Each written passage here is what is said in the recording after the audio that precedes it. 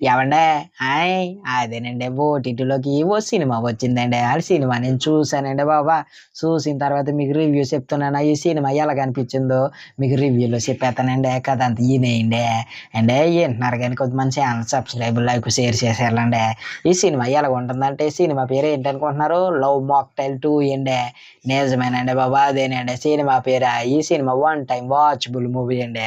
ఒకసారి అయితే చూడొచ్చండి. ఎందుకు ఈ మాట అంటున్నానంటే ఈ సినిమా కొంతమందికి బాగా నచ్చేద్దండి.